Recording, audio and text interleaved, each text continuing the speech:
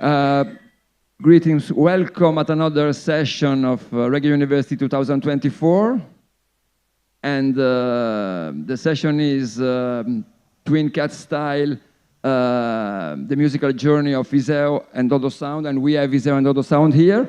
And I'm starting as the tradition to present my brothers and sisters at the panelists of the Reggae University. On my left, I have Pete Lilly, and alongside Ellen Curlix, they are co-editors of the Ready magazine in Germany, that is the best reggae magazine in the world. And we also have at the far right, David Katz is a journalist and author, and is the author of two incredible reggae books, People Funny Boy, it's the biography of Lee Scratch Perry, and Solid Foundation. And note that both the books are recently revised and are available on new edition. And we have with us ISEO and DODOSOUND. So an applause to ISEO and DODOSOUND.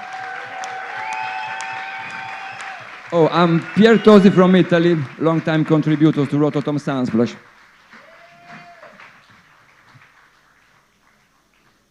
Okay, so another applause for the wicked show they had yesterday night on the main stage.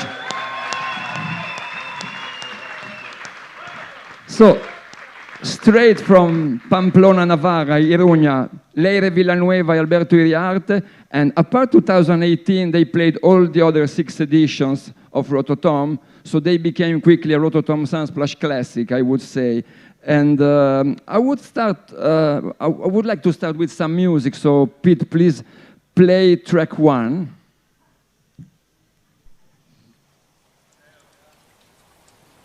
Vuela, pajarito, vuela por encima de este cielo. Si te pilla la tormenta, mojará el agua tu vuelo.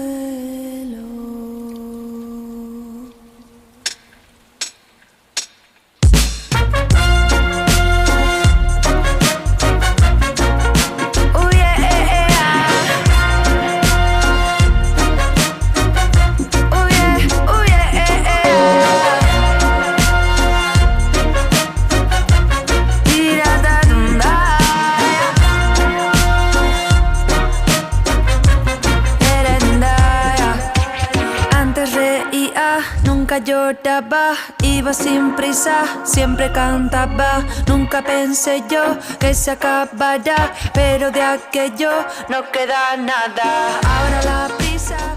Okay, so I'm starting from the present. It was the beginning of the year, and you did release.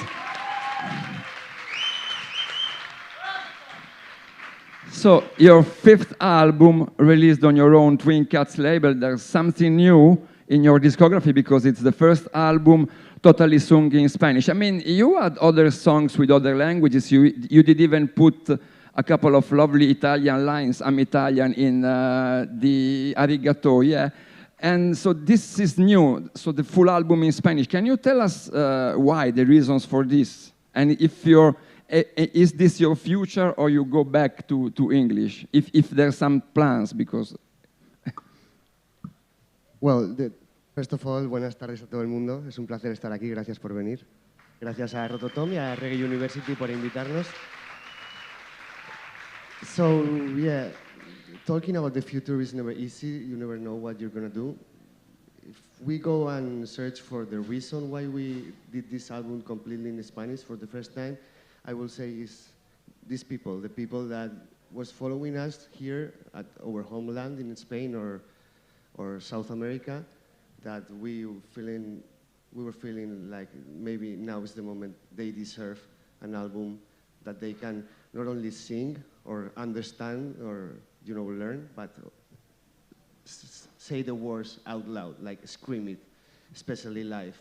So that's for them, and that's why we decided that we had used our language, the Spanish, before in some of our songs, original songs and also covers. But yeah, that was the moment to do a full album in Spanish. Also, this is our 10th year as a band, so sometimes you face challenges just to keep it up, and a new challenge was to do a full album in our language. And in fact, the impact of the new songs yesterday night was huge, I would say. And I would like to play another song from the new album. It's track 2, Come on Vulcan. Play it.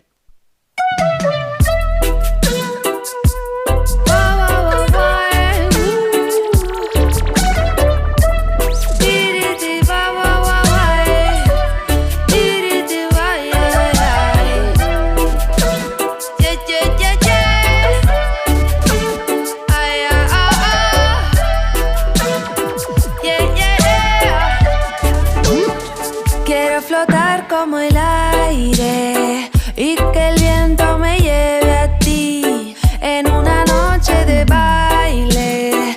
En tus brazos yo me perdí, que sea solo un instante, aunque me vaya a arrepentir. Y si me pides que... And going back to the beginning, can you tell us how you got in touch and did start this particular project?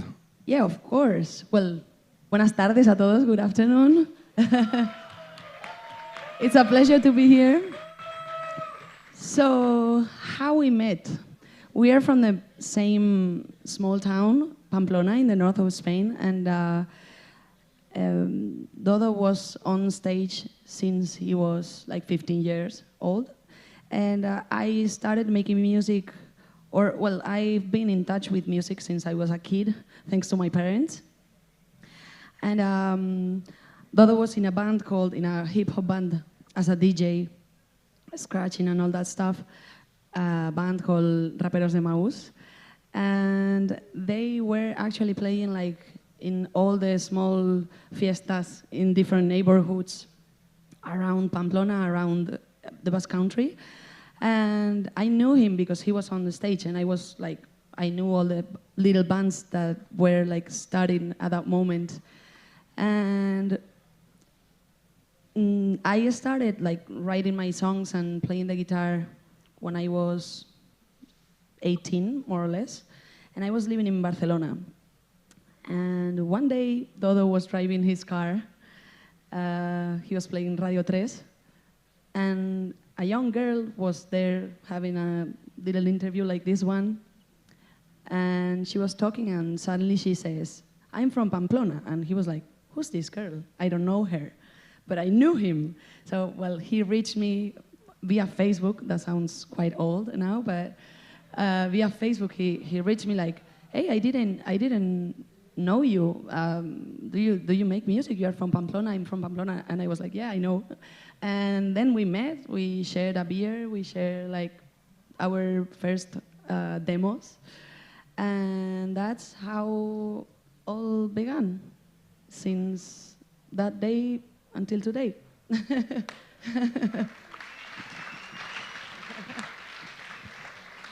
So from the very beginning, I want to play a track from your first album, Cat Platoon, and it's Frozen Desert, track number 3.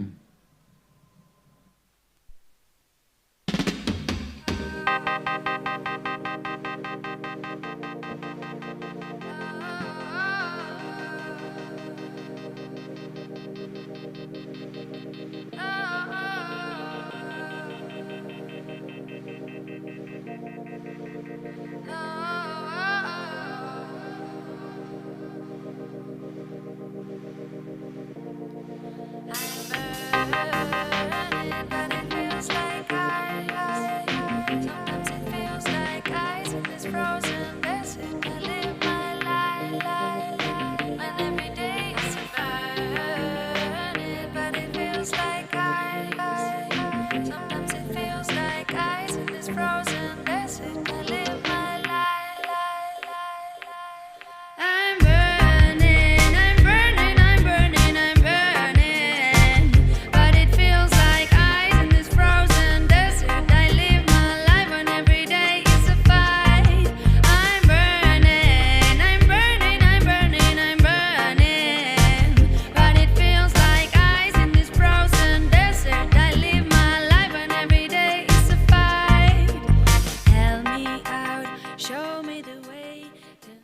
So this is your very first album, and I was wondering, you have different backgrounds, and this is making your music richer.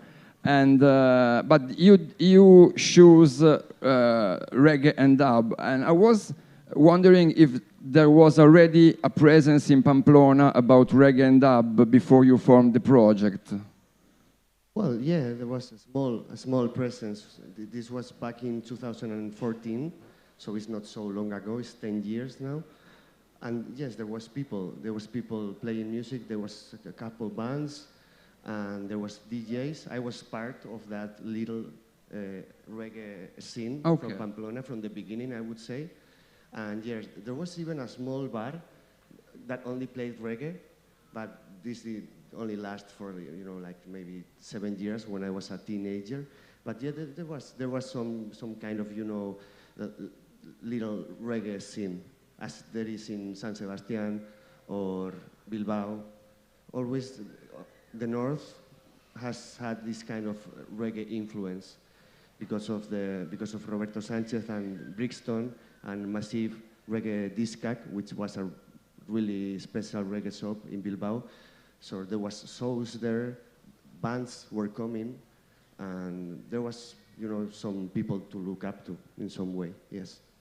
So you have this hip hop background, being active in the hip hop scene, and Lyrical was composing song, playing the song with the guitar. So what were your main influences? What are your main influences? Well, they are different for each one. Yeah, for each one, of course, they're different. So one has like their own background. I was coming from hip hop and also reggae. I was, you know, in Spain, there's no that big difference between the hip hop and the reggae scene because there's been this connection and some of the bands collaborate with each other. So I was in a hip hop band, in a rap band, and after the shows, I was playing only reggae, and the people was staying there. Just like tonight, SFDK is on the main stage. You know, it's like there's really this big relation. So a lot of rap bands, English and Spanish, and when we were starting, also we were listening to I was especially listening to some of these bands from France, like Stand High Patrol, or the productions from OBF, or Jatari, Mungo Sci-Fi, and also, of course, all the Jamaican music, from the rocksteady and even the early Mento era, rocksteady, ska, King Jammys, of course, that was a big influence, still is a big influence, and later has her own influences. Yeah, that's why, I mean, for me, before we started making music together, I was more into soul and bossa nova and nothing to do with reggae, actually. And I feel free to say that because I came to this scene thanks to him and thanks to the music we started making together. And that's why I came with all the respect and not trying to be, well, of course, more than anyone, but I didn't want to come trying to be,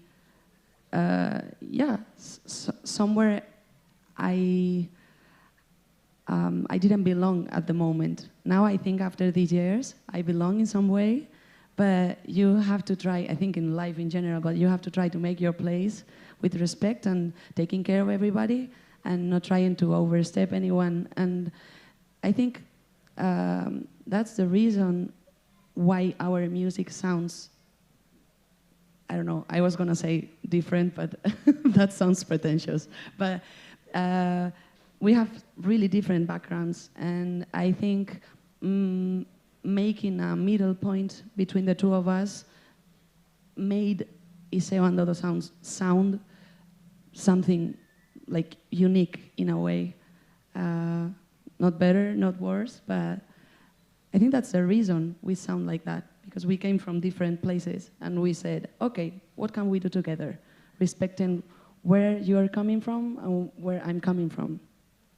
Well, that's my opinion. And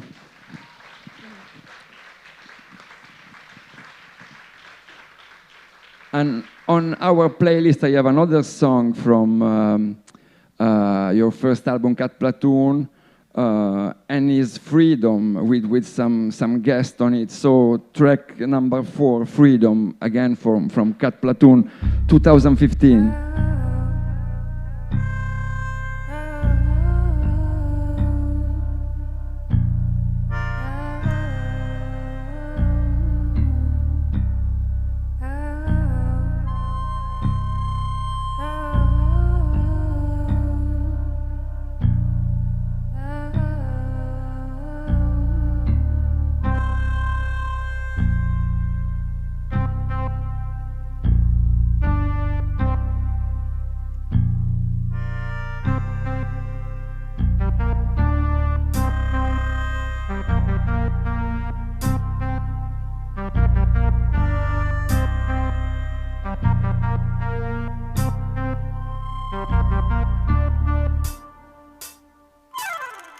There's a time for the dinner, time for the lunch, a time for the shower, and a time to wake up, a time for the day, time for the night. But the only thing I know is that I'm losing my time. Time for the dinner, time for the lunch, time for the shower, and a time to wake up, a time for the day, time for the night. But the only thing I know is that I'm losing my freedom behind these bars.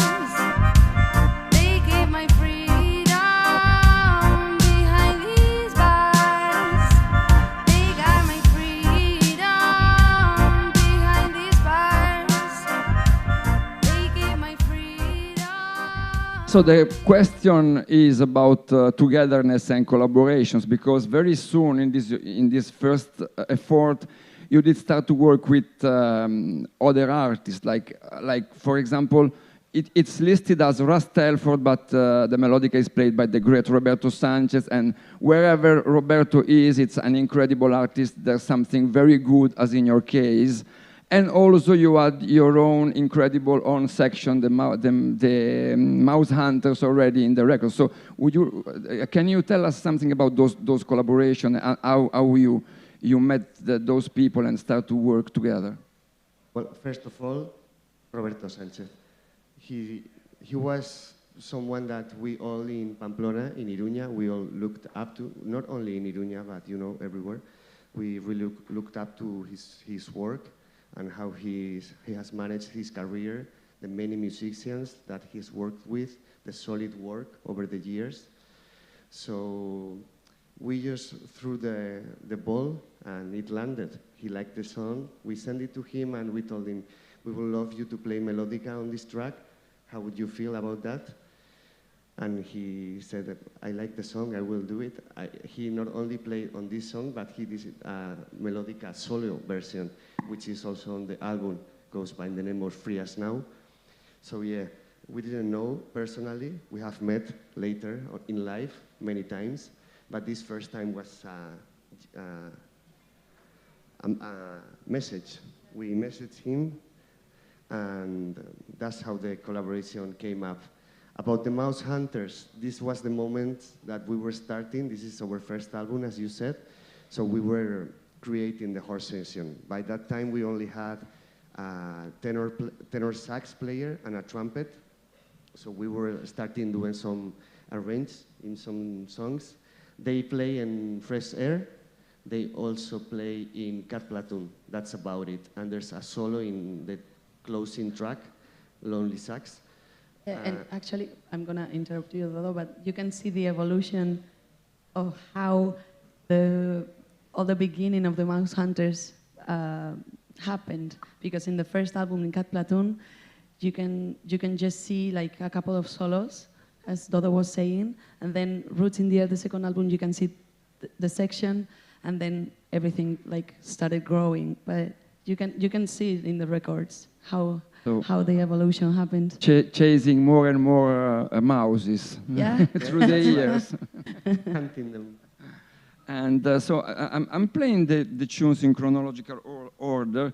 So now I have track number 5, that is the title track of the second album. Again, self-release, it's Roots in the Air, is track number 5.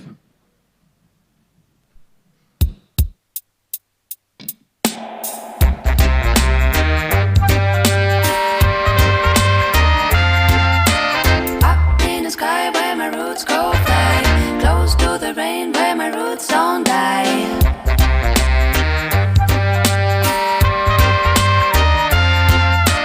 Up in the sky where my roots go fly.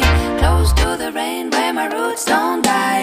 Look into my eyes, crystal clear. Born underground but my roots are in the air. Roots in the air. Look into my eyes, crystal clear. Born underground but my roots are in the air. Roots in the air.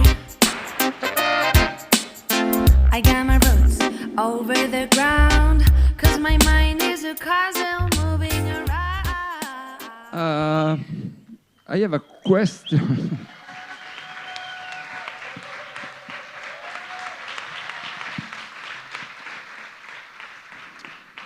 So, a question about your creative process. Maybe you have different ways to work, but how basically an ISEO DODOSOUND song is getting form and shape?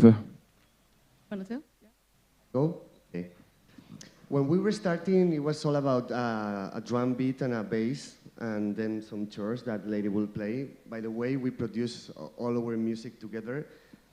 Not only we produce our music together, but she's mainly the composer of the musical parts, because he's the one that knows musical language. So,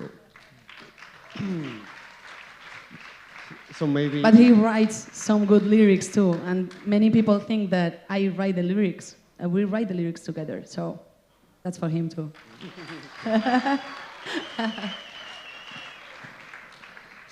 When we were starting, it was all about a beat and a bass line, and then some chords, and so fast we would go for the hook or the lyrics. Nowadays it depends. It's different. It's our fourth album. It's a long catalog now, I would say. So there has been too many different approaches to creating a song, but like the one that's our roots and it's inside us is starting with the bass line and the drum track, and then go for the lyrics. Then we have the horn section, which sometimes is Leire or I that creates the melody. Most of the time is the trumpet player called Alberto Sanzol. He would he will have like a blank sheet in the middle of the song, or he can arrange on top of the lyrics on the hook or the verse, but he will do it. But it's funny because sometimes we make the song and then at the end, let's say, of the process when the lyrics are done and everything is like all set, we think, okay, at the beginning we want like a fanfarria that we call this like an intro, well, the horn section. The horns part. Yeah, the horn part at the beginning and maybe at the end, or then we know if we want like some short kicks in the hook, or for example, I sang the pa pa pa pa pa pa pa pa pa pa pa. I recorded like this with a voice, and that happened so many times. So with the horns, it depends. Maybe it's done when Santhol comes to the song, or if not, we tell him like, we want something like this. Well, creative people talk in strange language to explain how we want the things done. Through the years, there's been, as I told you, like many different approaches, and we've moved around. We lived in Madrid, we lived in Asturias, now we are back home. So, but we always create at home. We record, all our music is created just by the two of us and the band, and we have the home studio. In fact, there's a home feeling, I would say, in the music. Some of the things that, maybe some songs that you need a band or something, then we hire a studio, but it's something that we do at home. Okay, thanks. I have another track in the playlist from Roots in the Air that is Vampire, so track number 6. It's 2017 album.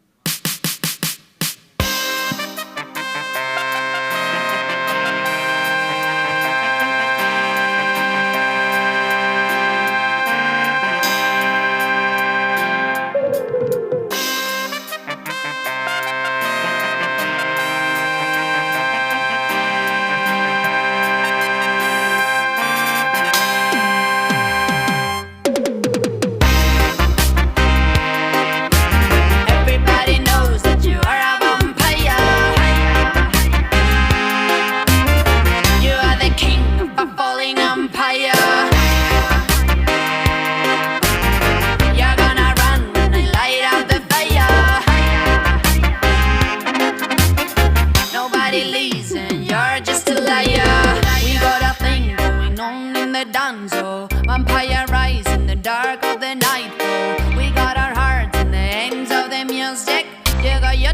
on my neck like an also.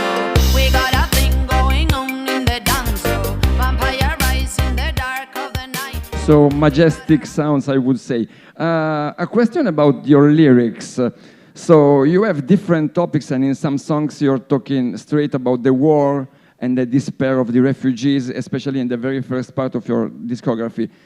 But a lot of songs telling very everyday stories and being very introspective and talking about very basic feeling as love or disillusion or despair. So can you tell us something about how you're expressing yourself through lyrics? Yeah, of course. Well, I guess when you make some kind of art, sometimes you try to put yourself in a special place, like you feel special things, and that's why how you talk about this and about that, and then you think about it and it's not like that. I mean, we feel what everybody feels here. We feel love, we feel fear, we feel anger. So the biggest feelings in the world are what artists feel. So we talk about that in our music. And some of our songs are really, really personal or intimate, and they came from a really, private place. Then you put it out, and it doesn't feel like that anymore, because what art makes in us is that everyone listens a different thing, and the lyrics of ours, for example, for you, it's gonna sound to some kind of story that relates to you, and to you it's gonna be in another way, and that's the magic of art. So I think we talk about life in general in our music. So as you said, and that's a good point, both of us are introspective people, and so sometimes we look inside, but other times we look outside and we see what in the society is happening and going on, and we feel the injustices in society or in the politics or that happen, and we feel that inside and we put it out in a song. So we're just like two guys talking about what we see in our lives, in our personal lives, and then what we see in the world. So that's what I think you can find in our lyrics, but it's just life, right? Yeah.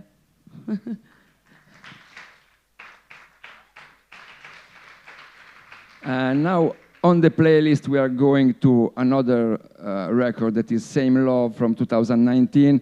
A very particular song because it's your very first song in Spanish that is Dame. So it's song number 7.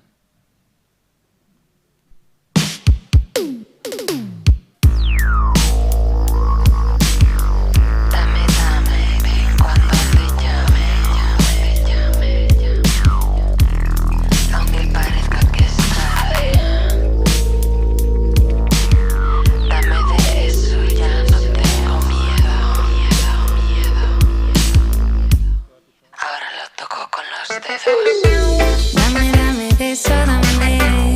Quiero probar de eso, dame. Dame, dame de eso, dame. Qué rico, qué bueno que sabe. Dame, dame de eso, dame. Quiero probar de eso, dame. Dame, dame de eso, dame. Qué rico, qué bueno. Tú verás si vienes o si vas. Cántamelo fuerte, siempre al compás. No te asustes, aquí vinimos a gozar. Quiero que me des de eso. So we already speak about Spanish and English, but this is the very first one. So you had the urge for the first time to compose in Spanish. So tell us something about. This song came out from a from a jam session that we were doing. This is the moment when we discovered these live sessions that you could stream on Facebook or Instagram, and we were just streaming a moment that we were jamming on the studio, and later started singing this Dame Dame. We just liked it, and it was a moment that we weren't ready to make a new album, but we were eager to release some more music. It was before the summer, so that's how this tune came out. There's not much more story about this song. Okay. And But another... yes, as you said, sorry about that. As you say, it was the first time that we sang in Spanish. Yeah. And that was some cool thing to do because it was kind of some uncharted territory for us, to dive in, Oh, in sure. our mother language. Because there is a reason why we were singing first in English, apart from the fact that, we could do it because our parents, took care of our education so we could learn English when we were little. But, reggae music is in English. At the end of the day, that's true. It comes from Jamaica, and they sing in Patois and in English. So it sounds better most of the time. It rhymes better, and it just connects better. So it was hard at the beginning to compose in Spanish, even though we weren't the first ones to do it. It was the first time that we did it, but there were a lot of people before. But I wasn't really a big fan of reggae in Spanish before. So, and I like Jamaican reggae, and I was not trying to do it that way, but it is in English. So it was at the beginning. I won't say it was hard, but it was some quite, you're doubting. It was sounding better before. What are we even doing? But we came out, and it was just another step on our career. It's all about having fun. Yeah, and actually now I'm remembering, as you said, that the hook "Dame Dame" came out when we were jamming in the studio, and then I remember that I finished the lyrics on a flight. We were crossing it was the first time going to South America, right? And then when we came back, I got the lyrics done, the rest of the song, and yeah, I just remember it, and I wanted to tell you guys that. So before to open the panel to our people, I have some other sounds and questions to be done. As one that I have, we have it's absolutely to be played. It's your rendition of Compay Segundo Chan Chan. That is a great moment of your show. So again, from Same Love 2019, track 8, Chan Chan.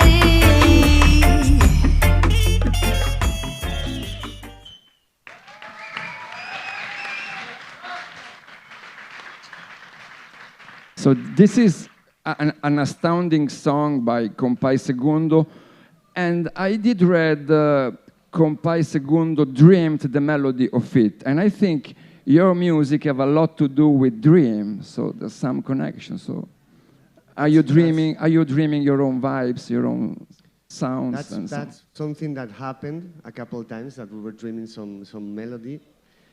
But yeah, even though you don't dream it, it ends up being a dream somehow, when you play it live or when some unexpected thing happens with a song. But yeah, there's some kind of, dreamy vibe in our music, this kind of melancholic, mellow situation.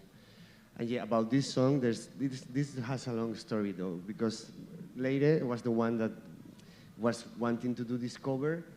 We were. Yeah, I remember when we started playing shows here in Spain, the promoter will ask you about a little promotion video, like, please, can you send me a video and you're saying you're playing in Barcelona el 13 de abril en la sala Upload, por favor. And for us was, we tried to do something different. So we were doing these live covers, and in the middle of the video or whatever, we will say where we will play this Saturday. And these people really loved it. So when we did the Chan Chan little cover announcement version, people loved it. So we went to a studio and we produced and this is produced in Tucson Records in Madrid, with a live band playing all at the same time, something that was new for us at the time. And we are really proud of this record, and it's like a rendition, paying homage to Cuban music through Jamaican vibe. So this is one of the highlights of our career, I would say, of our show, and it's something that we are really, really, really proud of. And this song is connecting you to the tradition, and I have something else connecting you to the tradition. You did put on Some Love at the very end, a particular live track. You were in Barcelona playing there. So I want to play a little bit of this, I hope to pronounce it correctly, Shori Ashori. It's track number 9, Pete.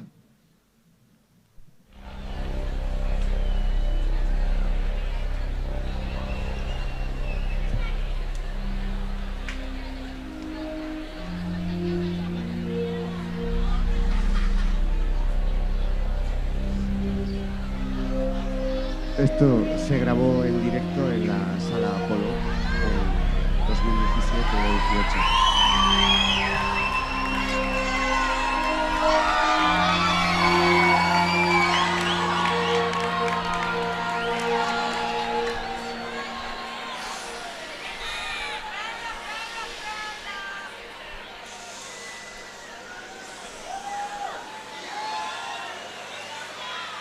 Egoak ebakiban izkio,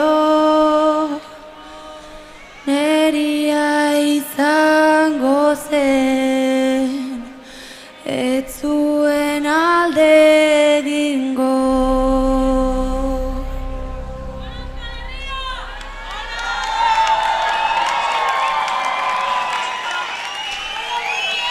Egoak ebakiban izkio, neria izango zen, ez zuen alde egingo. I apologize, we have to fade it because obviously we have a limited amount of time, but everyone is knowing the track and you can listen to it on this album. And so it's a protest song, a political Basque song, so you had a great idea, and this is connecting you with the musical protest tradition of your own I place. think with this particular song, well, first of all, I want to thank you for all the research you've done for this interview, because it's amazing and we have to appreciate that. Thank you.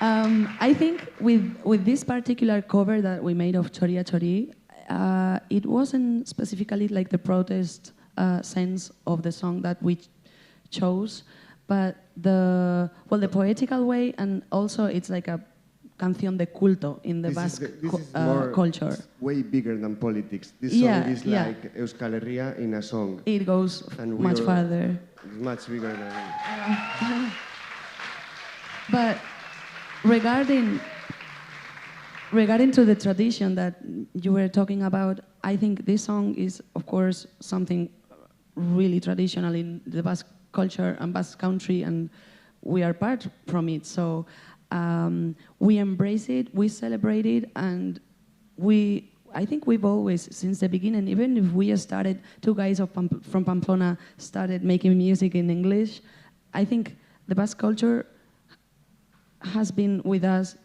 since the beginning until today, because apart from that cover that is recorded and is on Spotify, for example, we've made some of the intros of our shows. In one tour, it was Santa Águeda, which is el 5 de febrero, which is my birthday, by the way. It's like una fiesta pagana. It's how do I say? a pagan celebration to wake up the earth after the winter. So to wake it up and prepare it for the spring. So we chose that song, Santa Agueda, for one of the intros in one of our tours. And we've always had like some Basque people in our shows, no matter where we are. And that's special because even if just one person recognizes the song, that deserves everything, that makes sense, you know? So yeah, Basque Country is in here.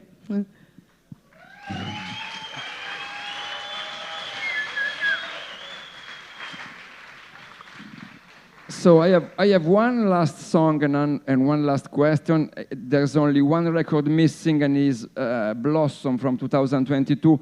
And I have the title track number 10, Pete, Blossom.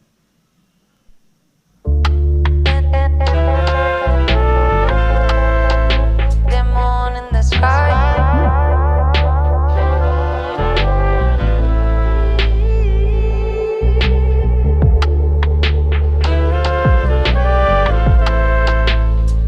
But I light my way.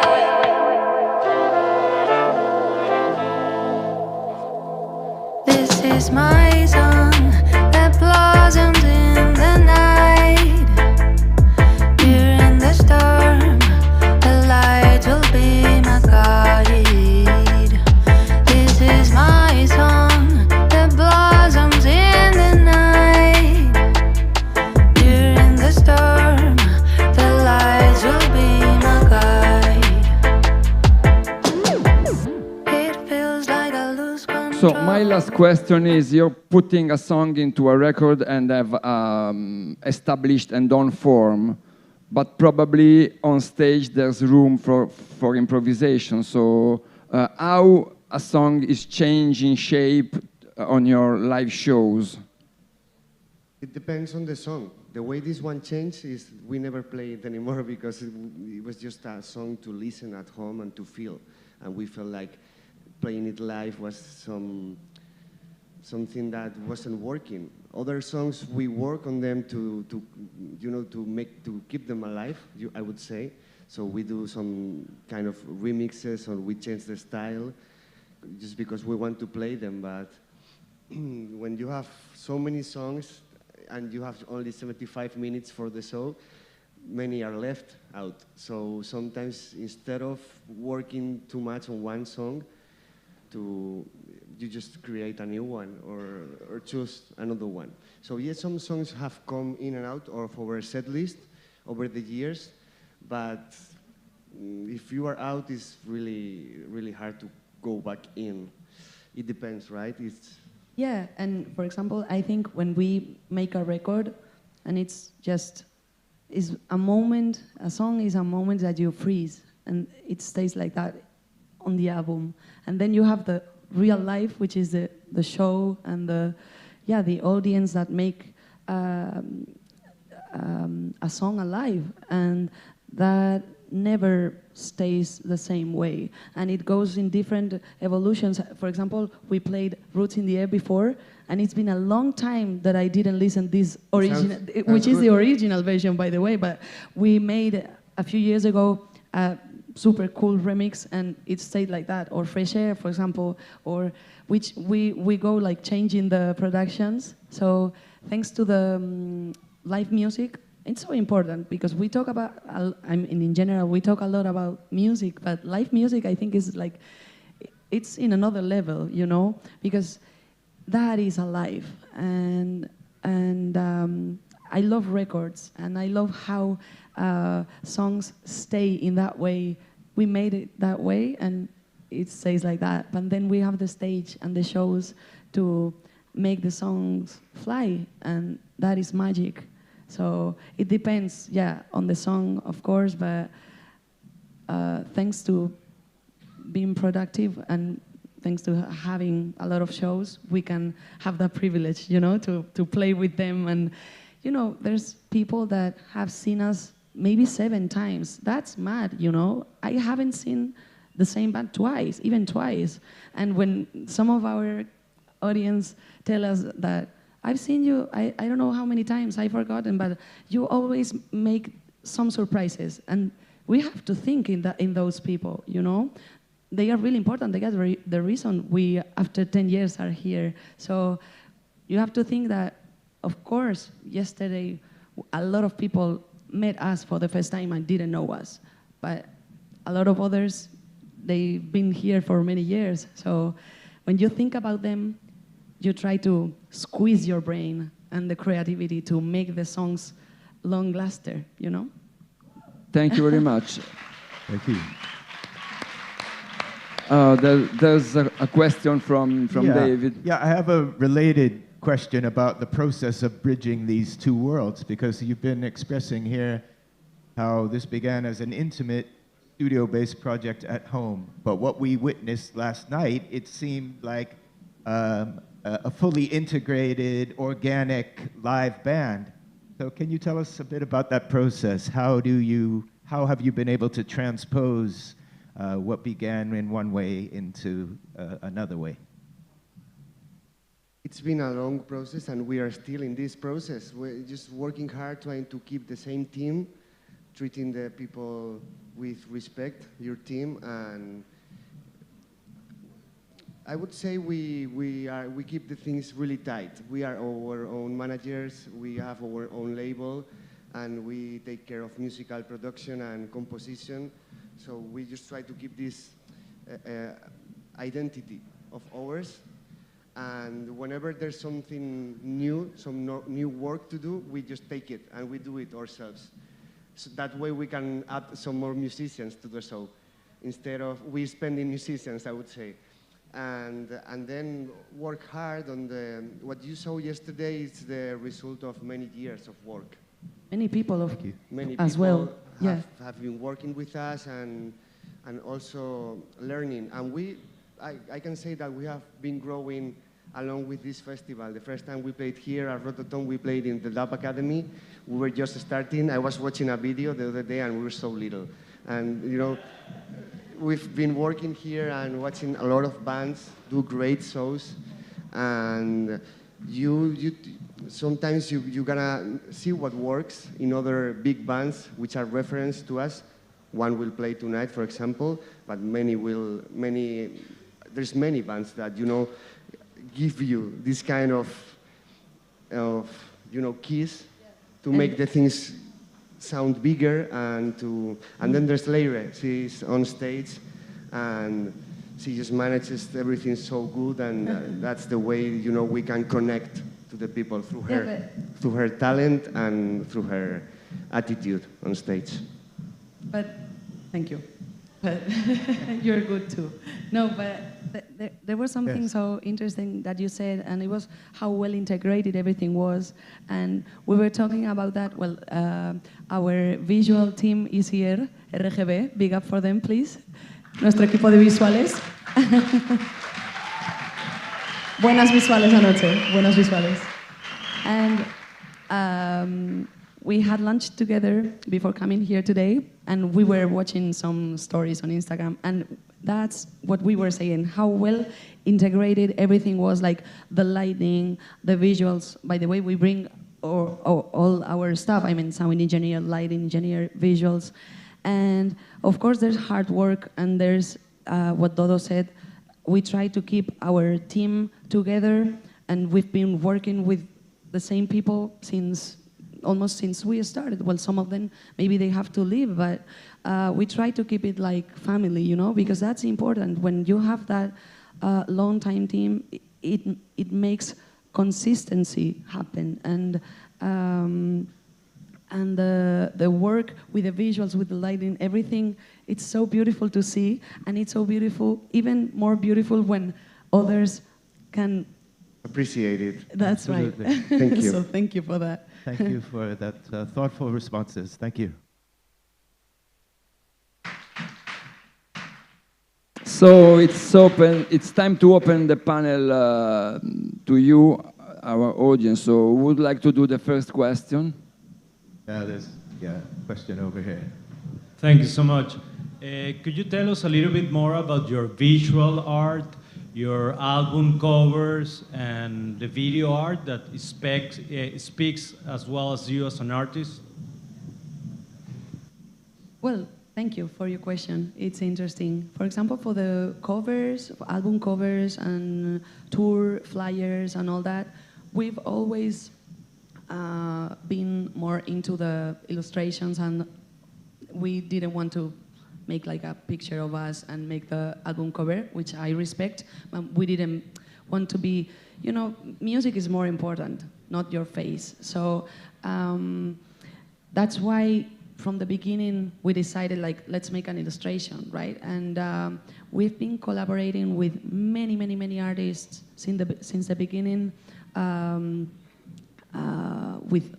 for all those covers and flyers. And for example, the two first albums are by Beautiful, right? It's a Spanish guy, Ribo. He's from Burgos. And he made Cat Platoon and Roots in the Air cover, which I think are classic. He's so good. We're still friends. And for example, for the visuals, well, it's Dodo more than me that he's been working with RGB in that process. So if you want to tell. Well, yeah, in the visuals there is work from so many artists as well. There's friends from them, people that work with Luis and Alberto, and also we adapt most of the arts that we have for flyers and also the album covers. We adapt them for the. We also shoot videos as well. In our first album, we didn't have any video. We didn't have video clips. You played Vampire. That was our first video clip. Before that, we only had live sessions, and we were kind of afraid to do a bad video clip at the beginning. And so, yeah, what you can see in the live show on the visuals is the result of many different artists working with us.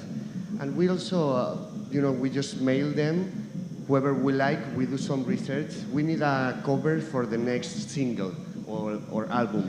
So we go on Instagram or on some art blogs and we do our research. We find an artist that we like and we pitch him or her with an idea. Most of the times it's a her. We work with a lot of women with other women in the art apartheid.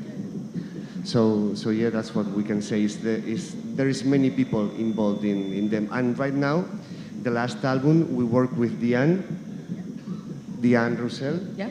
She's a girl from France, and that's one of the more authentic works that we had in the past. The album cover for the last album, En La Tormenta, and also all the singles and all the posters, which are also made by her, are amazing. Yeah, there's great people out there. Please don't use AI. Don't use AI.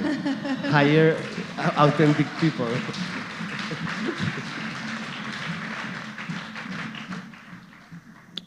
Another question?